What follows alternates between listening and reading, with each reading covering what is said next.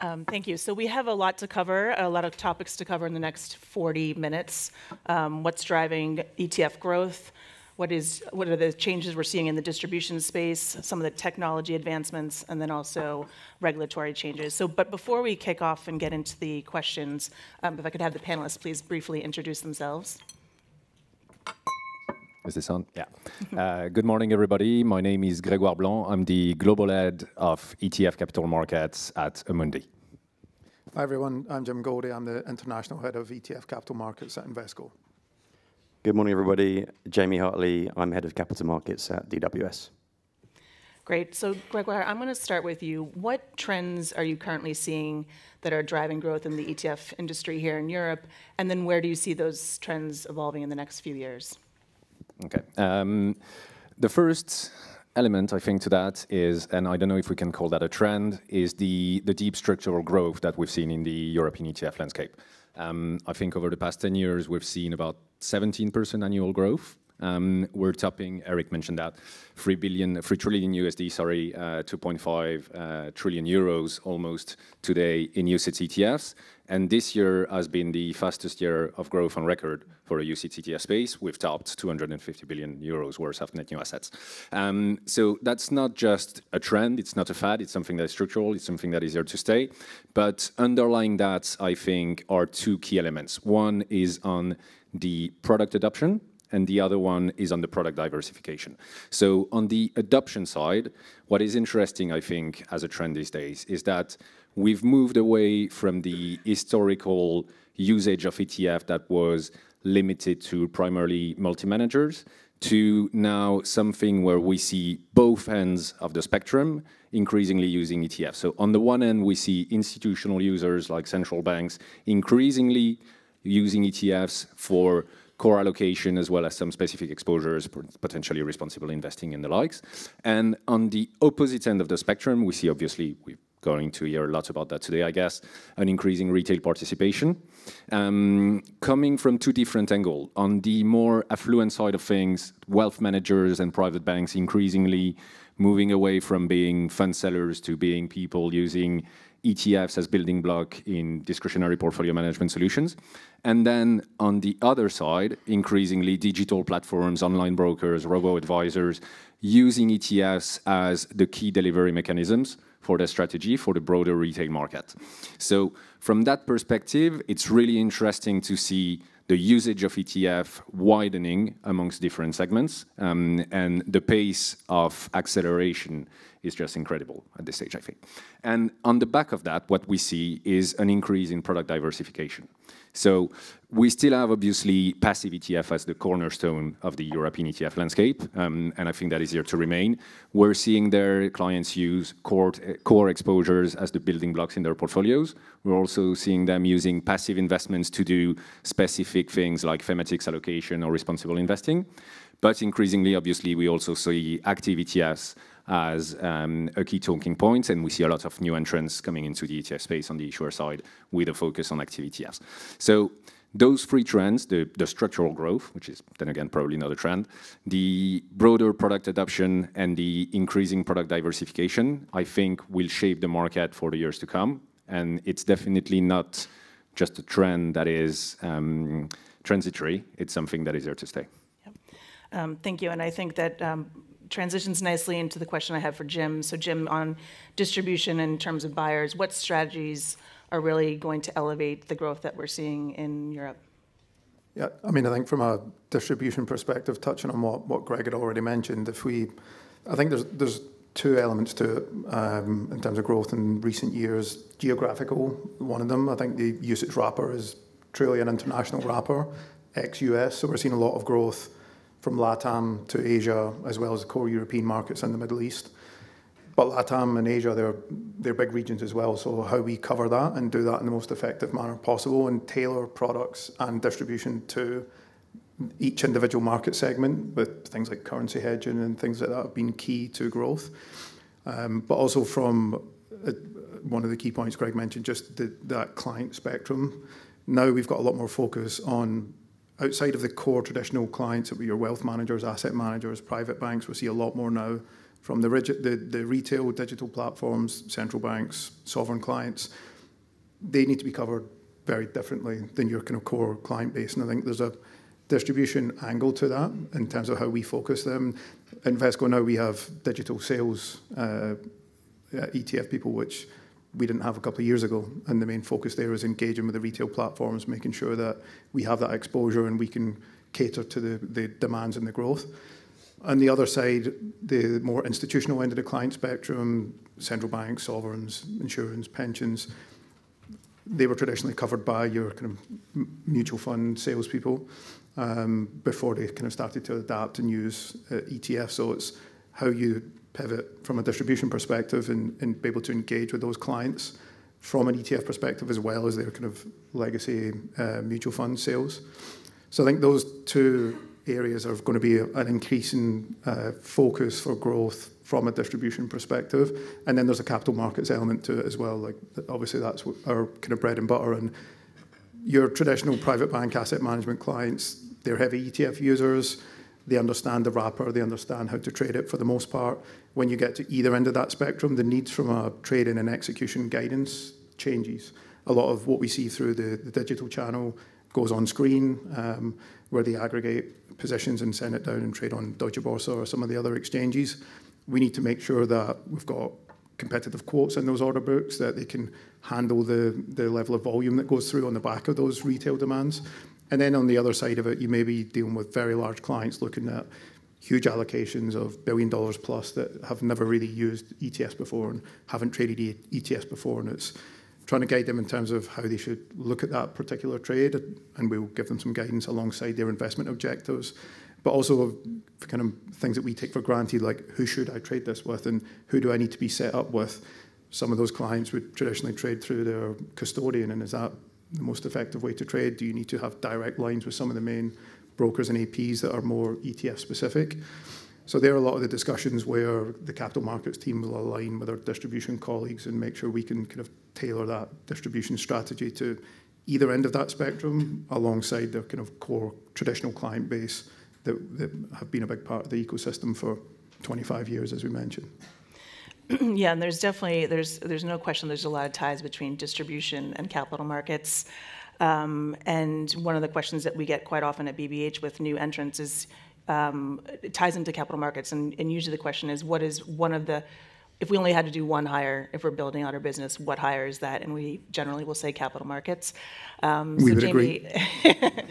Jamie, I'm going to turn to you. In terms of when you're building out a capital markets desk, what are some of the key considerations? And then what are also some of the challenges when you're hiring as you're growing your business and building out that desk? Thank you very much. Yeah, I mean, clearly the capital markets function, which I think we're all very happy about, has had a lot of positive publicity in recent years. And I think the understanding of what capital markets actually does is evolving. And obviously the guys have touched on how the ecosystem has evolved, but also as a result of that, the importance of the capital markets function has become more critical to the ecosystem. If you look at what capital markets does from sort of core perspective, you've got the sort of primary market, making sure that the way in which APs and market makers can interact with the primary market is efficient and subsequently improving the conditions for creation and redemptions. The secondary market element, working with end clients, working with distribution teams to help clients understand how to allocate ETFs and trade in a way which best meets their investment objectives. And thirdly, the sort of industry liaison layer where we're educating investors, working with distribution teams and regulators to really improve the ecosystem. Obviously, in some of the initiatives recently, which obviously we as a group feed into to make sure that they're operating the right way. But I think what is also important to not underestimate with capital markets is the sort of 30% layer, which is less easy to define. So that sort of 70% of primary, secondary, industry liaison is very clear and documentable and easy to define. But actually, there's that 30% where we tend to get brought into conversations with product, with portfolio management, with distribution teams, with APs and the industry as a whole to think about how to improve and resolve issues. And I think what the capital markets function typically is very good at is that firefighting, making sure that we resolve issues. And a lot of our time is spent on that 30%, which can be sort of anything on a daily basis. So that is an important element to consider for people coming into the industry. Now, clearly, there's an increasing number of players coming into the space. And as Andrea kindly said, the first team you want to hire is a capital markets team. But clearly, there's a lack of supply of capital markets people with that industry expertise. There's obviously different routes you can go to market. Obviously, we have the white label options. You can hire, you can build a team. Some firms will go via their trading desk. But clearly, having capital markets specialists performing the capital markets function who have 10 plus years of industry experience doing that is really critical and will be value add. And I think the AP relationships that those people have within this ecosystem, the guys sitting here today, obviously goes a long way in terms of getting those businesses off the ground and obviously getting those dedicated APs and market makers to your platform. Gregoire or Jim, do you have any comments you want to add to building out the desk? I think maybe what Jamie mentioned about talent scarcity is absolutely key, because at the end of the day, if you're meant to define cap markets, it's a bit a jack of all trades profile. So you're looking for someone who has obviously some strong financial background and understanding of the liquidity and tradability in the ETF and its underlying assets, but you're also looking for people who have strong problem-solving skills, strong project management skills, strong risk management skills, strong relationship management skills. And yes, I mean, you know, we've all been doing this for a while. We know each other for a long time. The industry is quite small. You don't find those profiles fairly easily. So if you don't have the right person with the right skill set, then you're better off choosing someone with the right mindset and then training them. So it's an investment. It's an investment for us as a firm. When we hire someone on the capital market side, we do invest in them. And then, you know, we hope that they will deliver in time. Yeah, maybe I can add from, I think what the guys are mentioning is really if you're come to market and you're trying to think about your product launch, how do you think about that capital markets function? But if we look at our own teams, we've got big established global teams. I think there's going to become more and more demand for that kind of quant technology-based skill set. If you look at the growth in the industry and just in terms of our primary market transaction volumes, secondary market volumes, our ability to create a robust platform that's scalable and client-centric for things like analytics, reporting, risk mitigation is going to be key. I always think, like, if you look back to COVID 5 years ago, and that just felt like a very crazy period in terms of volumes. We use the word unprecedented way too many times, in my opinion, but it kind of felt like that environment. Then if we look at what happened in April, the Trump Liberation Day volatility, the volumes that we experienced during COVID, which felt like a very crazy time, we were experiencing more than double that, whether it be primary market trading, secondary market trading. And now, looking back to those COVID times, that's just a standard average or fairly quiet day now. If we look ahead for 5 years in terms of the industry maybe doubling again, we need to make sure that our platforms are robust and scalable to meet that demand. And I think a lot of that will be built around technology. So for those larger established businesses that have got loads of products, going to continue to launch products and list products on a number of different exchanges, the ability to make that function as scalable as possible through technology, I think is going to be key. And then that kind of leads to having hires that have that more quant mindset or technology mindset that you would associate with just someone that goes and works at a Jane Street, for example. But I think that's going to be key for the growth of the capital markets function as well. Yeah, that makes sense. So I think we're just going to shift gears a little bit here and move into the next section. Jamie, in terms of, you know, it's impossible to avoid that AI, it's all over the news now, and it's something that's going to be very important to the industry. How are you seeing AI and digitization impacting the European ETF industry, whether that's from product structuring or investor engagement? I think thinking about the capital markets function, sort of taking a step back in terms of digitalization and data, the way in which we think about product information, clearly there's a big influx of data vendors that are sitting here in the room today, which have done a very, very good job in supporting the ecosystem.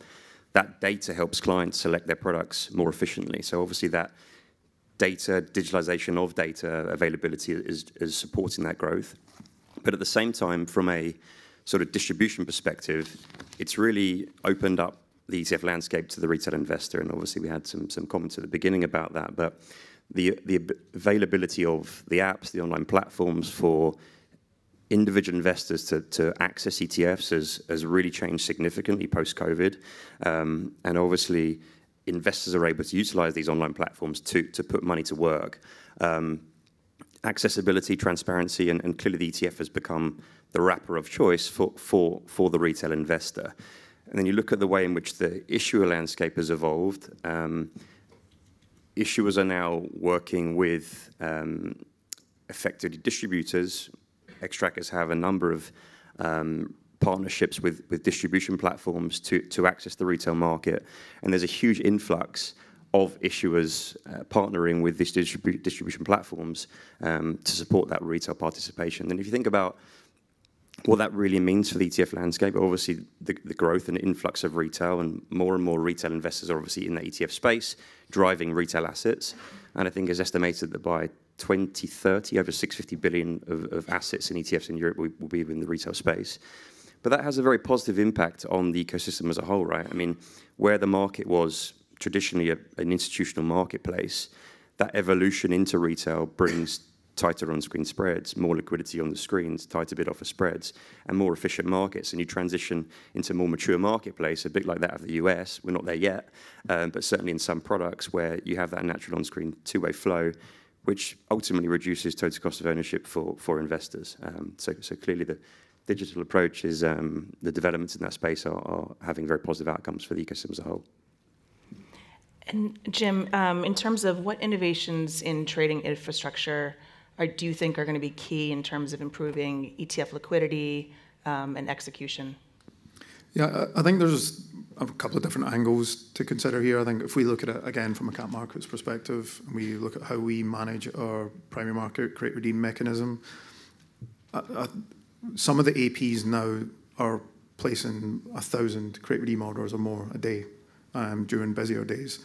That's going to become very normal very quickly. I think from our perspective, we need to be able to manage those transactions in a much more streamlined manner. And you'll have seen like DWS guys and others that have the kind of API or fixed connectivity. So the APs can interact with order management portals in a much more electronic manner. I think that's going to be key, but twofold, you need all the kind of issuers to adopt it, ideally in as much of a consistent manner as possible. And then you need all the APs to get on board with it as well, because it might make sense for a Jane Street or flow traders that are placing dozens or hundreds of orders a day. Maybe not so much for a bank that only places a handful of orders a day, but in terms of growth and scalability and for all the APs to remain competitive and be able to process transactions as the industry gets scaled up, I think it's key that we look at some of those kind of tech-based solutions that can make that process as efficient as possible. And as Jamie mentioned, you get a lot more kind of retail demand. The issuers have done, I would say, a pretty good job over the years of trying to reduce or improve the access to primary markets through reducing basket sizes and things like that. But what that does mean is that APs can manage their inventory a lot more effectively, but they need to be able to process a lot more volumes in terms of transactions. So if you can't handle the volume of transactions, it doesn't really matter how efficient that primary market mechanism is. So I think it's key that we enhance that process so we can continue to take the level of volumes that we see in the primary market and see that go 2-3x in the years to come. Then I think if we look at kind of secondary market trading, ETF algos get a lot of airtime and a lot of coverage. There's more and more banks that are refining their algo offering. There's more and more banks that are offering ETF algos. Excuse me. And I think that will be key for growth as well. It just gives investors the optionality of how they trade. Obviously, RFQs has been the main way ETFs have been transacted on for recent years, but I think having options is going to be key for improving that use of ETFs, especially for some of those clients that we mentioned that can trade in very large sizes as well. Having as many execution options open to you as possible, again, is going to enhance that growth.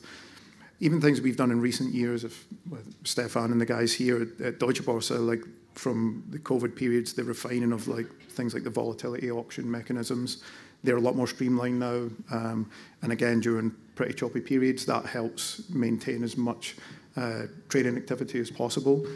All these things go hand in hand, and we really need to make sure that we can streamline primary market trading, secondary market trading, all the safeguards around that as much as we can to kind of make sure we can access as much of that growth as possible. What we don't need or what we don't want is kind of bottlenecks and pinch points at any part of the ecosystem. And I think like the trajectory of growth for the industry is huge, so a lot of that will be making sure that we can handle those volumes in as cost-effective manner as possible. Yeah, absolutely. And Gregoire, we've seen a lot of positive regulatory changes over the past 12 months from both out of Luxembourg and out of Ireland. What regulatory changes would you like to see to help encourage long-term investments in ETFs?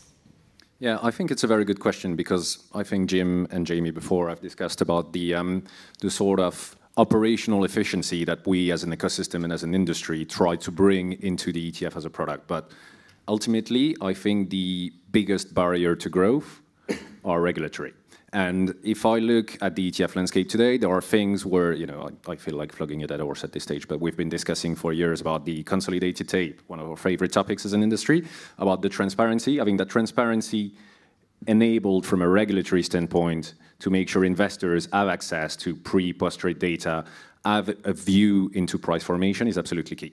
Then on the flip side as well, I think if we look beyond the ETF, we're looking at structural transformation of the European landscape from an investment standpoint. I was very happy to hear Eric at the beginning talk about the Savings and Investment Union, to hear about financial literacy, because I think we are at a turning point in Europe in terms of being able to shift the mindset from a saving community into an investment community. And I think that's a key way to enable investors to save for the long term, for growth, for pensions, in a way that hasn't been tapped into today. So to maintain sustainable growth for your pension, your investments in the long run.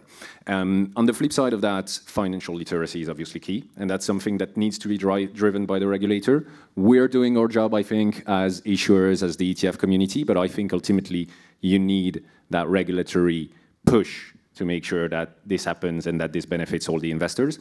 And when it comes to the retail participation, I think one of our pet peeves is the RIS, the retail investment strategy, where I think we need to review a bit the over-complex suitability tests that we have today that are barrier to entries and sort of prevent or reduce adoption by the retail community. So those would be the three main aspects for me. Yeah, and it's interesting because it seems like because there's a pickup in the retail investor base, that there's a lot more commentary around financial literacy and the importance of that. So that I definitely agree with that. So, Jamie, I'm going to move to you in terms of we're starting to see a marginal shift from RFQ platforms, which we've mentioned earlier, to lit venues. Are you seeing that? Is that a temporary trend, or do you think that's more of a long-term structural shift? Yeah, that's a good question. I think it's certainly not a sort of marginal trend. The market has shifted quite materially. If you go back 2 or 3 years, the sort of OTC versus exchange flow is about 80-20. 80% OTC, 20% on exchange. And now the market's shifted somewhat to sort of sub 70% OTC, so 65-70% OTC to 30+% on exchange. And that's a function of a couple of factors, I would say.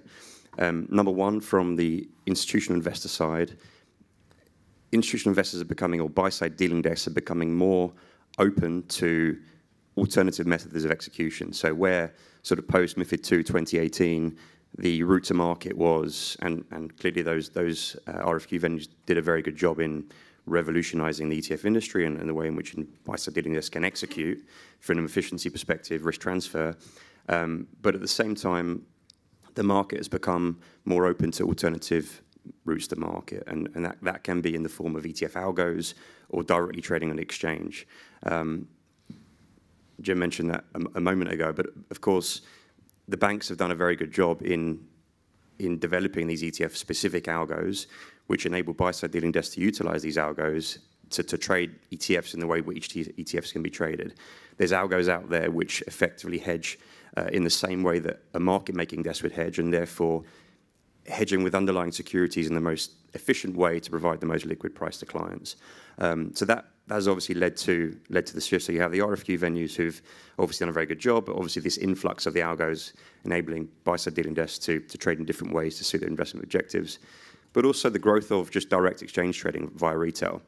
We heard earlier on that retail investing, certainly in Germany, is roughly 15% of the overall market, and naturally that retail investing will drive on-exchange flow, which is very positive for the industry. And obviously, as I said, in the previous question, that on-screen flow has huge benefits to the ecosystem, but also to investors directly, whereby they're able to transact in that two-way flow in the market.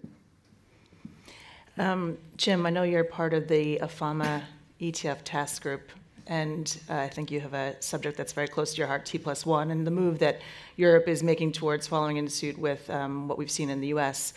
Is Europe ready for T+1, and what are your comments on that? Yeah, I mean, I feel like I talk about T+1 more than I talk about ETFs at the minute, but it is very topical and it is something that we need to get right. Like, it took a lot of work to get to this stage. I mean, Gregoire mentioned some of the regulatory friction that we have in Europe, and it is a challenge to get all the EU member states to align on a common goal, and especially around timelines. We managed to do that and be able to align UK with the EU as well, I think was a big success. Now the work has gone into, the recommendations have been put forward to ESMA and the Commission. We'll see what comes from that, and then we just need to prepare for it. I think from an ETF perspective, one of the things that we are discussing as an industry is that to be able to facilitate the T+1 environment, especially if you're trading on exchange, you have this concept of T-1 create redeem orders for global baskets. The reason being, if you place an order at 3 p.m. for an MSCI World ETF in London, the Asian markets are already closed. So we take that order today and then we trade it tomorrow. However, if you trade that same ETF on exchange today, you need to settle it tomorrow. So the primary trade wouldn't settle until 2 days' time. So you automatically create this environment where if you need to facilitate an exchange trade, it's going to fail. We need to, and obviously settlement discipline gets a lot of attention with regulators, and there's a cost to that as well. So one of the things that we need to try and figure out as an industry as we look to T1 is how do we facilitate T0 settlement on these global baskets on a much more streamlined and regular basis. That presents its own challenge in that T+1 is something that wasn't that difficult to adapt to for the most part because we were already doing it in certain pockets, and there were certain things like treasury ETFs that were already T1 as default for primary market trades. T0 is something that we haven't done in any meaningful scale, and that's something that, again, as we mentioned, the volume of transactions increasing. That's something that we're going to have to try and figure out as an industry, because if you do a T0 create redeem, you have to settle on an indicative level, an indicative NAV, so there will be a true-up process. That is going to be a manual process. There is no way around it, but how do we make that manual process as efficient as possible to make sure that, again, it doesn't create some of those bottlenecks and pinch points I mentioned? So T+1 as a concept, I think, will improve the market environment. It will make European markets more robust. It will align things more globally. Obviously, not all markets are going to be on a T+1 basis. We remove some of the complexities that the misalignment with the US has created, but then we introduce some complexities when we think about the global ETF basket. So that's something that I think we'll need to figure out over the next year or two. So there's a lot of work has been done, but there will be a lot of work to do before we get to September or October 2027. No, that makes sense. And now we're going to shift into the last portion before we open it up to Q&A, which is my favorite topic, which is retail and distribution.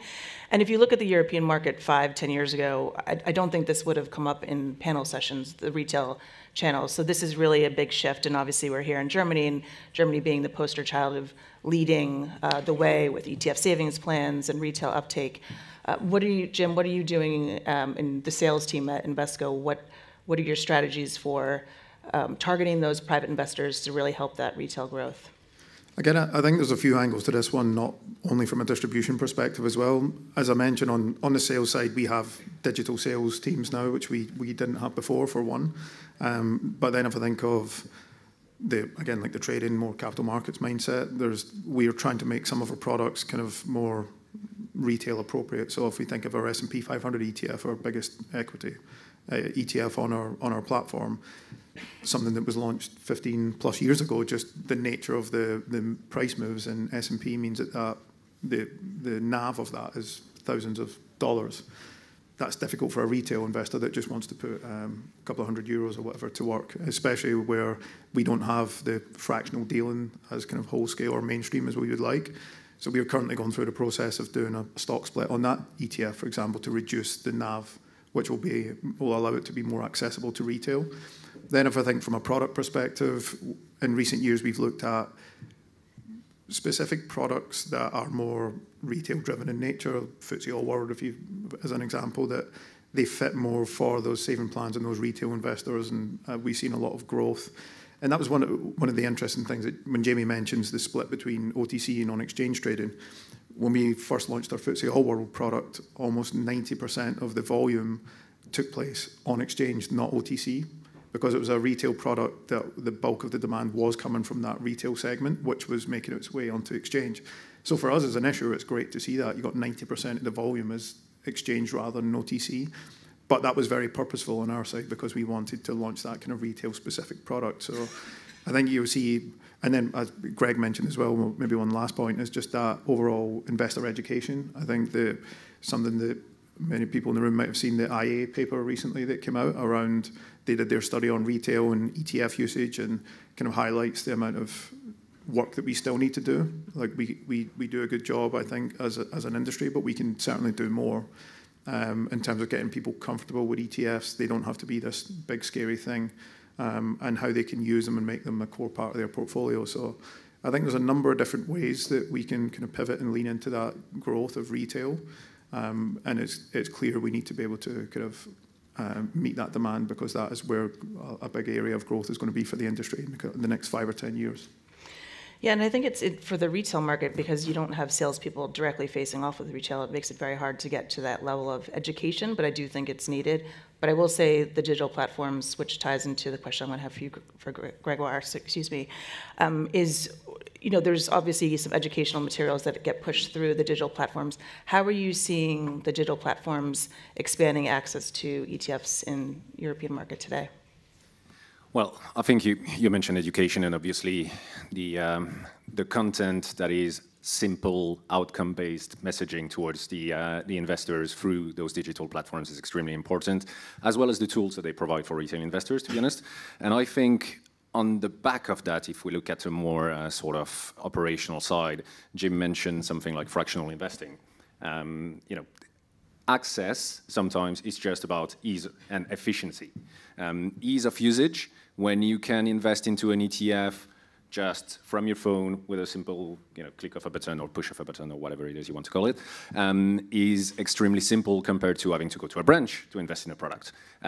Being able to invest in an ETF regardless of what its share price is, because your digital platform is offering fractional investing, is key to enable more participation from the retail investors.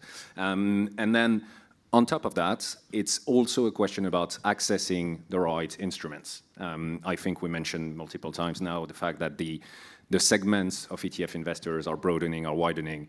The truth is, you don't, as much as we would want ETFs to be a one-size-fits-all product, the typical product that appeals to a central bank is very unlikely to be the same one that appeals to a retail audience. So as issuers, we need to adapt our product offering as well to respond to the needs of those clients. We've launched at Amundi a range of life cycle ETF that fit the retail segment. I don't think those would be appealing to an institutional investor.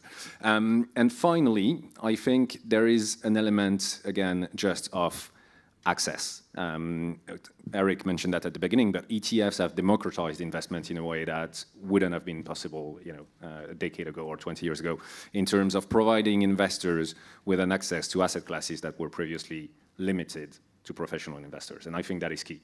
But that can only be fully leveraged if it comes on the back of investor education. Yeah, that makes sense. Jamie, I'm going to move to you, but I don't know if you have any comments to that, because I know Jim was mentioning that there is definitely a trend moving towards sales teams or someone that's assigned to facing off with those digital platforms to target the retail investors. Does DWS? No, absolutely. I mean, everything Jim said made total sense. Yeah, and we see the same thing, right? We launched a couple of retail-focused products the start of this year, end of last year, which have been very, very successful. And it's super interesting to see the retail or the on-screen split versus OTC flow, and that success in retail to some extent can be dictated by that on-screen volume. And when we see a very similar trend, and similarly, we are launching products which are sort of income strategies, life cycle strategies dedicated to sort of retail investors. But also, what's been very successful is the cash products, right? And obviously, a lot of the major issuers in Europe have launched cash products.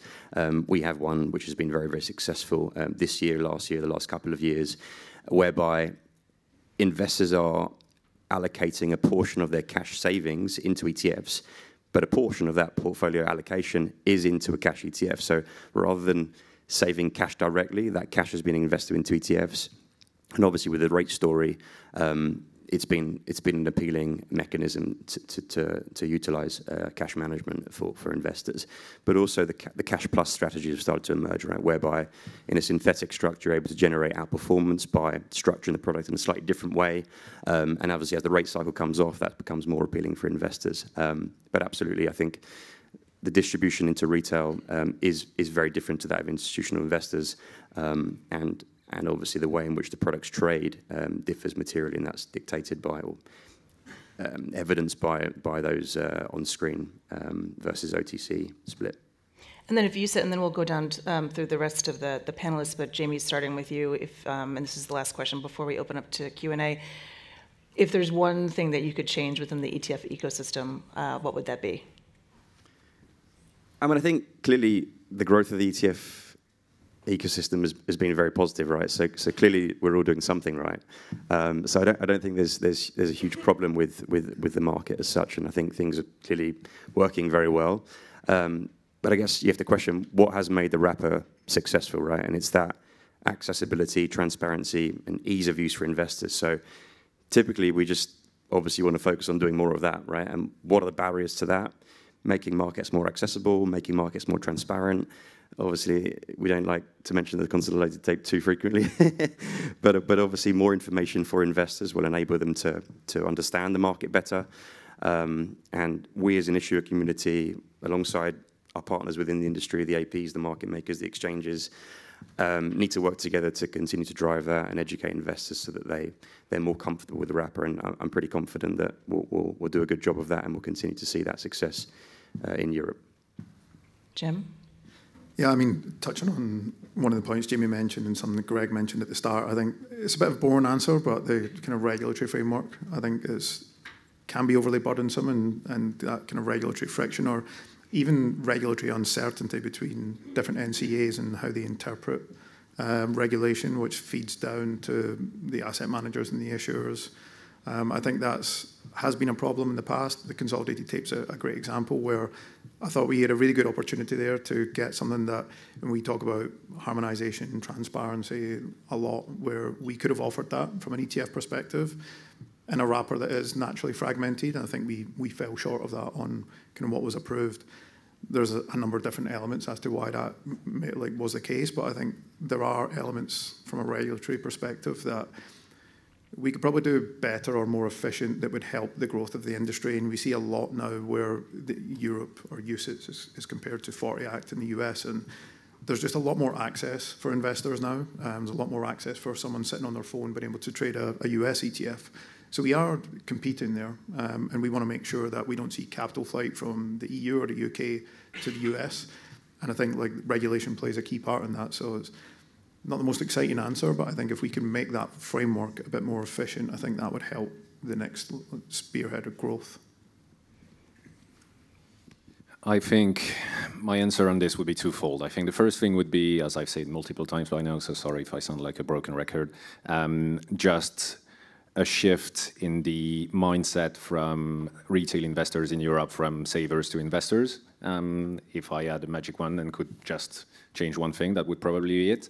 But more realistically speaking, in terms of things that we can influence, I think it's defining standards for ETFs that can make it easier and more efficient for us to operate across Europe. I don't think, I think we've been talking about fragmentation for many, many years around the ETF space. I don't necessarily think that consolidation is a requirement. I think that competition is good. But I think that for competition to really deliver added value for investors, you need to have a level playing field. So you need to have harmonization. Jim has mentioned it a few times.